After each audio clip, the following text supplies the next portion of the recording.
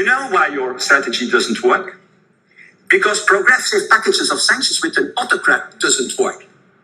That works with a democracy, with Democrats who have a public opinion, a real public opinion. In Russia, there is no longer a real public opinion. The reality is that it doesn't work. Ex-Prime Minister of Belgium, right or wrong?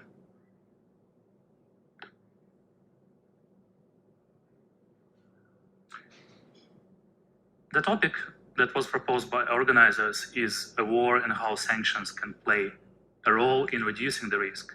My name is Gerasymov. I work for Swire Shipping and Swire Bulk. Good afternoon. It's me.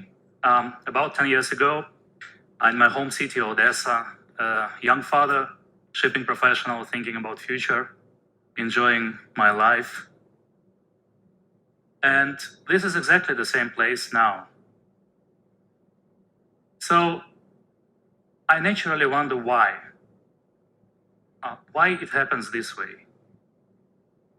I've been on this journey for a while, and honestly, while looking for answers, I often find more questions than answers.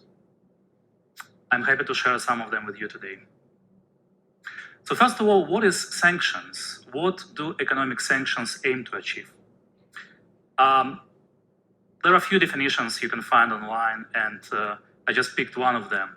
So the primary objective of imposing sanctions is to deter bad behavior, enforcing economic punishment on the targeted country, and to force rehabilitation or change behavior by that country. So the key phrase here is to change behavior. Let's keep it in mind. A little bit of history. So this is a list of sanctions that are in force now, and it shows since when they are in force, when they were imposed. So you can see that Cuban sanctions have been here for about 60 years, but it's more interesting to look at Iran, because Iran is a huge country and a large economy. Actually, the initial sanctions were imposed against Iran in 1979, when revolution in Tehran happened. So the sanctions are there since 1979. It's before I was born. Pretty long. So my question here is, more than 40 years of sanctions, have these sanctions changed Iran's behavior? You know what? I have an answer. I found it. This is a report from the American Congressional Research Service, issued in February this year, actually. And it says, arguably not to date altered Iran's core strategic objectives of extending influence throughout the region and developing a large arsenal of ballistic missiles and armed drones. Isn't it a time to review strategy? What about Russia? Russia is the most sanctioned country in the world as of now. Someone even counted the number of sanctions. So as of March this year, we had about 5,500 sanctions against Russia, about 3,500 against Iran. So, wow, so many sanctions. What is the effect? Actually, many say that you need some time to feel the impact, right? They should work for a while. It doesn't happen same day, right? Yeah, probably. But how about these 2,700 sanctions? They've been here for a while, right? Just want to remind you, most of these sanctions were imposed about 8 years ago when Russia annexed Crimea. So 8 years of sanctions. What is the result of these 2,700 sanctions for 8 years, after 8 years? The result is death and devastation. This is a Ukrainian city, Mariupol, and it's under Russian control now. maybe we didn't have enough reasons to impose more severe sanctions. Let me remind you what they did 8 years ago. They annexed Crimea and they started a war in Donbass. So that war took lives of 14,000 people. Most of the deaths were taken in the first 2 years of the war. Apparently, it was enough. Putin. In 2014, Putin said, Russian involvement in eastern Ukraine is nonsense. He said that repeatedly. And some people said, oh, okay, maybe he's right, maybe he's telling truth, right? But just the next year, he released a documentary where he not just admits that he had a plan to do that, but he also explains what orders he gave. So that became public. Great, we have evidence now, right? So my question is, how soon after that did they impose sanctions on Putin? Anyone knows the answer? No, they didn't impose sanctions on Putin until February this year. So my next question is, are sanctions smart or honest?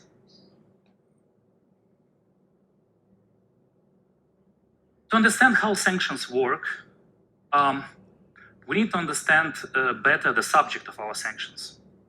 To understand how the system will react, we need to understand how the system works. So let me give you an example. Just a little republic, a little area in Russia, Republic of Dagestan. With a 3 million population, it's one of the poorest regions in Russia.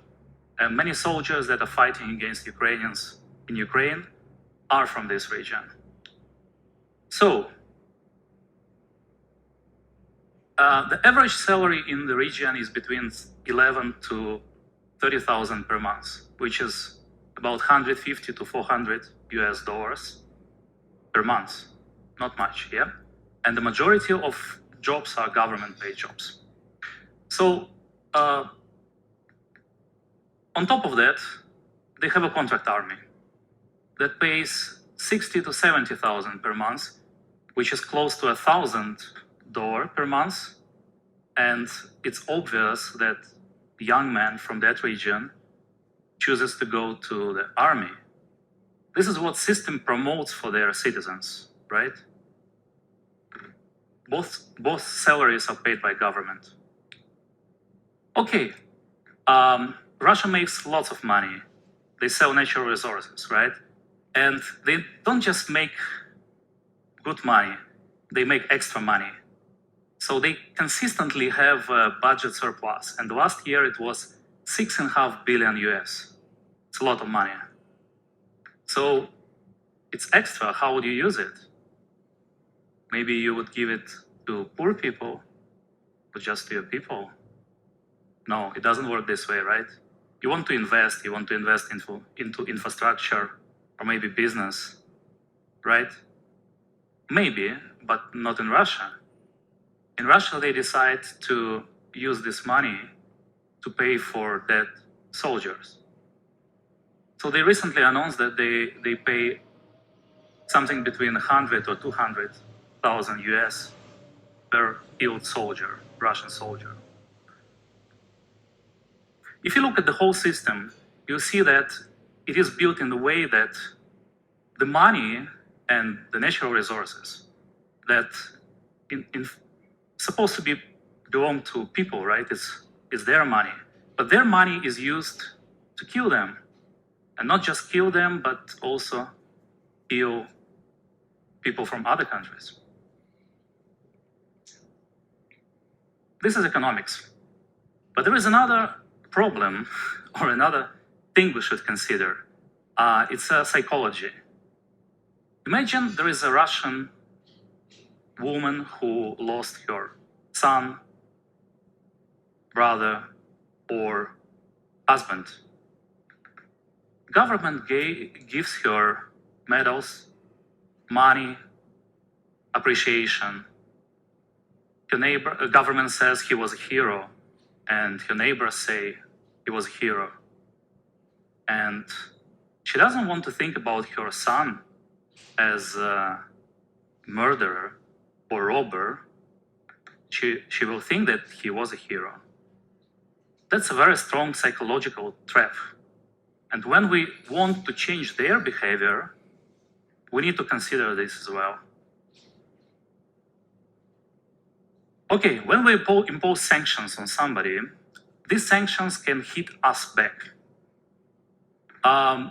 We all know that many countries depend on Russian gas or oil, and this is a list of European countries that depend on Russian gas.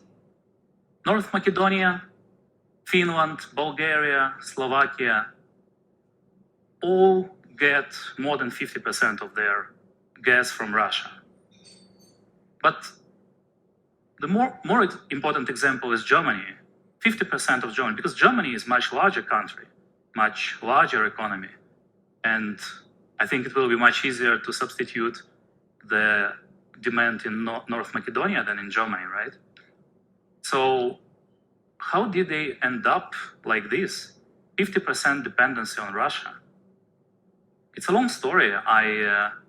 I found some history. It's a story of them walking away from a nuclear power. And there is an important event that happened about 20 years ago. Mr. Schroeder signed an agreement to phase out nuclear power. Who is Mr. Schroeder? He was a head of government in Germany at that time. But you may know him as chairman of Russian giant Rosneft since 2017, or a director of Russian oil and gas giant Gazprom since February this year. So I put all these things together, and this is my question. That's all. This is my question. A bit of personal experience. I traveled to the US this month, and I experienced how sanctions work on myself. So let's play a little game. What is okay for the US and what is not? So this gentleman, Singapore citizen, or this gas station, Russian gas station Lukoil. Which one is okay, which one is not? Guess what? I'm not okay. I'm not okay to get electronic authorization to enter the US because I traveled to Iran 6 years ago. But Russian gas station Lukoil is okay to be in the New York City. I took this picture a week ago personally. Fully operational Russian gas station in New York City. Well, my question, how accurate and how fair are the sanctions? I don't want to misrepresent the position of US. And I took another picture. This is Broadway in New York City, Manhattan. And you can see the large Ukrainian flag in the middle of Broadway. Look, I'm criticizing. It's easy to criticize, right?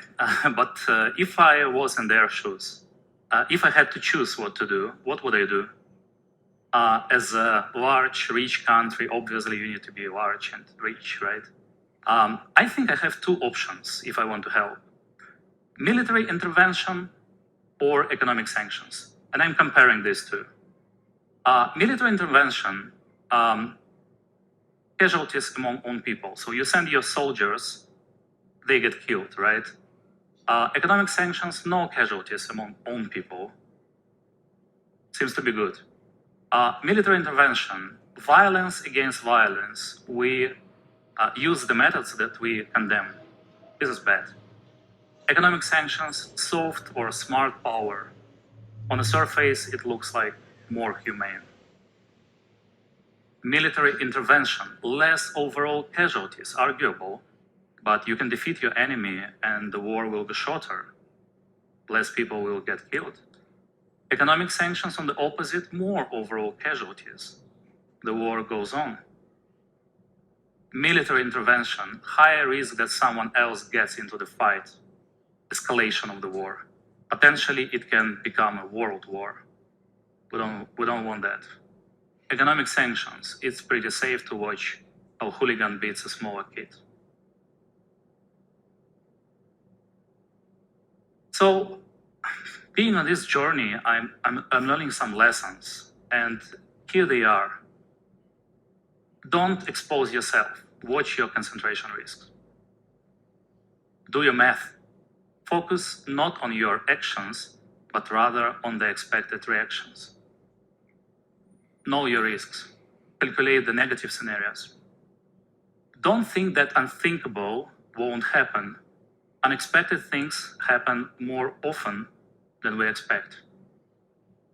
Make a crisis response plan. Get ready before the crisis, not when it's too late. Professionalism above populism. Listen to the professionals, not to the masses. And the last one, stand for the values, not for the countries or parties. Thank you. There is one more thing, important thing, maybe the most important that I want to say. Please help to stop Russian aggression, and please help to support Ukraine. Thank you.